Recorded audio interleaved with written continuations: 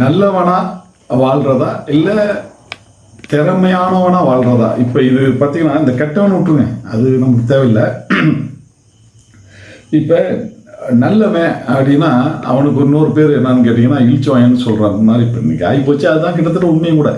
அதே மாதிரி திறமையானவன் அப்படின்னு சொல்கிறத விட அவனை ஒரு கிரிமினல், அவன் ஏமாத்துக்காரன். இப்போ பார்த்துங்களேன், நல்லவன்னு சொன்னால் அவனை இழிச்சவன், அவன் ஏமாந்து போடுறவன். அதே பார்த்தீங்கன்னா திறமையானவன் அப்படின்னு சொன்னோம்னா அவன் ஏமாத்துக்காரன், ஒரு கிரிமினல்னு சொல்கிற அளவுக்கு தான் இருக்குது. ஒரு திறமையான ஆள்னு சொல்ல மாட்டாங்க. சரிங்களா? இப்போ என்னன்னு கேட்டிங்கன்னா, எப்படி இருந்தால் நம்ம வாழ்க்கையில் ஜெயிக்கலாம் அப்படின்னு பார்த்தீங்கன்னா, ஒரு நல்லவனாக இருக்கிறதுங்கிறது கொஞ்சம் சிரமமான காரியம்தான். நல்லவனாக மட்டுமே இருந்தோம்னா ரொம்ப சிரமம்தான். ஆனால் அவனோட நல்லவனாக இருக்கிறத விட சேர்த்து கொஞ்சம் திறமையும் நம்ம வளர்த்துக்கணும். இல்லைன்னா கண்டிப்பாக இந்த இப்போ வாழ்கிறது, இப்போ இன்னைக்கு சூழ்நிலைக்கு வாழ்கிறது கொஞ்சம் சிரமமான ஒரு விஷயம்தான். இப்போ எனக்கு பார்த்தீங்கன்னா, இப்போ என்னையே எடுத்துக்கலாம், எல்லாருமே அப்படி தான். இப்போ என்னையே எடுத்துங்க, எப்படி வேணாலும் வாழலாம் அப்படின்னு தான் எல்லாருமே ஒரு கட்டத்தில் நினைப்போம். ஏன்னா எல்லாத்தையும் இழந்து ரொம்ப சிக்கலான ஒரு சூழ்நிலை வாழும்போது எப்படியோ நம்ம வாழ்ந்தால் போதும் அப்படிங்கிற மாதிரி தான் எல்லாரும் நினைப்பாங்க. கிட்டத்தட்ட நானும் அப்படித்தான். ஆனால் அப்போ பார்த்தீங்கன்னா ஒரு சுப்பிரமணியன் ஒரு ஐயா, அவர் இப்போ கூட பார்த்தீங்கன்னா என்னோட டேபிளில் அவருடைய ஃபோட்டோ வச்சுருப்பேன். இப்போ அவரை பார்த்தீங்கன்னா அவர் என்ன சொன்னார்னா, ஒரு டிரைவரை அவர்கிட்ட போனேன். ஒரு சும்மா ஒரு 10 நாள் அவர்கிட்ட ஒரு டிரைவராக ஒரு வேலைக்காக போயிருந்தேன். இப்போ அவர் என்ன சொன்னார்னா, ஒரு எவ்வளோ தம்பி சம்பளம் வேணும்னாரு. நான் நீங்கள் கொடுக்குறத கொடுங்கயா அப்படின்னு சொல்லி தான் போய் சேர்ந்தேன். ஆனால் அவர்கிட்ட சேர்ந்ததுக்கப்புறம் தான் தெரிஞ்சது அவர் எவ்வளோ பெரிய உன்னதமான மனுஷன்னு. அவர் என்ன பண்ணுறாருன்னா, அவர் ஒரு கவர்மெண்ட் எம்ப்ளாயி, ரிட்டையர் ஆகிட்டார். கிட்டத்தட்ட 75 வயசு மேலே ஆயிடுச்சு. அந்த வயசுலேயும் நல்ல ஒரு ஆரோக்கியமான ஒரு உடலையும் மனசு அப்படி தான், நல்ல ஆரோக்கியமான மனசு, நல்ல உடல், அந்த மாதிரி தான் இருந்தார். அப்போ பார்த்தீங்கன்னா அவர் என்ன பண்ணுறாரு, ஒரு மாத சம்பளம் அப்படி வாங்கினார்னா அவருடைய தேவைக்கு போக மிச்சத்தெல்லாம் அடுத்தவங்களுக்கு கொடுக்கறதுக்கு ஒரு நோட் பண்ணி வச்சுக்கிறாரு. இந்த தேதியில் இவங்களுக்கு கொடுக்கணும், இந்த தேதியில் இவங்களுக்கு வந்து சிலிண்டருக்கு பணம் கொடுக்கணும், அவங்களுக்கு அது கஷ்டப்படுவாங்க, இந்த தேதியில் வந்து பார்த்தீங்கன்னா அவங்க ஃபீஸ் கட்டணும், எல்லாமே அது இவர் வந்து நோட் பண்ணி வச்சுருப்பார். அந்த பொண்ணு இருக்காங்க, அவங்க காலேஜ் ஃபீஸ் கட்டணும், இந்த பையனுக்கு வந்து பார்த்தீங்கன்னா வெளிநாடு படிக்க போனால் அவனுக்கு ஒரு பைசா, இந்த மாதிரி எல்லாத்தையுமே அவர் நோட் பண்ணி வச்சுருப்பார். அவருடைய தேவைக்கு போக மீதியை வந்து அடுத்தவங்களுக்கு தானமாக கொடுத்துருவார். அவர் கரெக்டாக பார்த்து கொடுப்பார். இவங்களுக்கு கொடுத்தா வாழ்க்கையில் முன்னேற்றம் வரும்னா கண்டிப்பாக அவர் செய்கிறாரு. அந்த மாதிரி தான் இருந்தார். இப்போ அவர்கிட்ட நம்ம போவோம், என்ன ஆயிடுச்சுன்னு பார்த்தீங்கன்னா, அவர்கிட்ட இருந்த நல்ல விஷயங்கள் நமக்கு கொஞ்சம் அப்படியே வர ஆரம்பிச்சிருச்சு. எனக்கு வந்து பார்த்தீங்கன்னா ஸ்கூல் ஃபீஸ் வந்து என்னோடய பிள்ளைங்களுக்கெல்லாம் அவர் கட்டினார். நீங்கள் வந்து நல்லா வரணும் அப்படின்னு சொல்லி நிறையா பண்ணார். எனக்கு நிறையா உதவிகள் பண்ணார். யார் என்ன ஏதுன்னே தெரியாமல் நிறைய உதவி பண்ணார். அவர்கிட்ட இருந்து நிறைய அவருடைய நல்ல குணங்கள்லாம் நான் நிறைய எடுத்துக்கிட்டு பார்த்தீங்கன்னா கிட்டத்தட்ட ஒரு இது செயல்படுத்துறதுக்கே எனக்கு ஒரு 3 வருஷத்துக்கு மேலே ஆயிடுச்சு.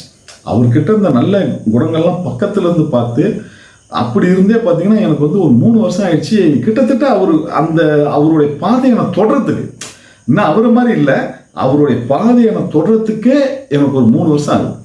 ஏன்னா நல்லவனாக வாழ்கிறதுங்கிறது அவ்வளோ சாதாரணமான விஷயம் கிடையாது.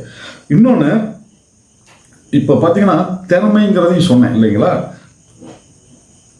எப்படி வாழணும்னா, நம்ம கண்ணன் மகாபாரதத்தில் இருக்கார் இல்லைங்களா, கிருஷ்ணன், சரிங்களா? இப்போ அவர் தான் வந்து மகாபாரதத்தில் ஹீரோன்னு எல்லாரும் சொல்லுவோம். ஆனால் உண்மையான ஹீரோ யாருன்னு கேட்டிங்கன்னா சகுனி தான். மகாபாரதம் உருவானதே சகுனியால் தான். அவர் தான் எல்லாம் பக்காவாக பிளான் பண்ணுவார். ரொம்ப திறமையான மனுஷன். ஒரு கடவுளுடைய மாயம் மந்திரத்தெல்லாம் வச்சு கூட அவருடைய ஒரு அறிவுபூர்வமான ஒரு இதில் பக்கத்தில் ரொம்ப கஷ்டப்பட்டு தான் ஜெயிப்பாங்க. நீங்கள் படம் பார்த்துருப்பீங்க, இதிகாசம் படிச்சிருப்பீங்க. அதில் பார்த்தீங்கன்னா என்ன நடக்குதுன்னு பாருங்களேன். அவரை வந்து அந்த சகுனியை ஜெயிக்கிறதுங்கிறது அவ்வளோ சாதாரணமாக இருக்காது. எல்லாத்துக்கும் பின்னாடி அவர் பார்ப்பார், சரிங்களா? அவருடைய திறமையை ஜெயிக்கிறது அவ்வளோ சாதாரண விஷயமா இருக்காது. இன்னொன்று அதில் பார்த்தீங்கன்னா அதில் இன்னொரு கேரக்டர் வந்து கர்ணன். அவர் மாதிரி ஒரு நல்ல மனுஷனே பார்க்க முடியாது. இப்போ அவர் இறக்கும்போது பார்த்தீங்கன்னா அவர் அம்பு விட்டுருவார். விட்டு இறக்குற தருவாயில் இருக்க அர்ஜுனன் அன்பு வந்து விட்டு இறக்குற தருவாயில் இருக்கும்போது கூட கர்ணன் போயிட்டு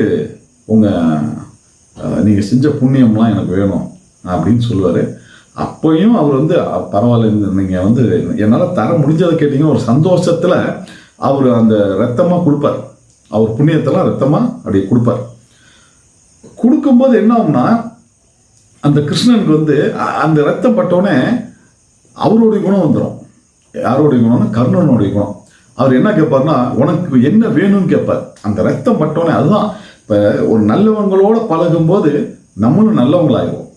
சரிங்களா? அதையோட சேர்த்து கொஞ்சம், அதாவது சகுனியை வந்து நீங்கள் ஒரு வில்லன் கேரக்டர்னு வச்சுக்கோங்களேன், அந்த மாதிரியே நீங்கள் அப்படியே தான் நம்ம எல்லாமே அசியூம் பண்ணுவோம்.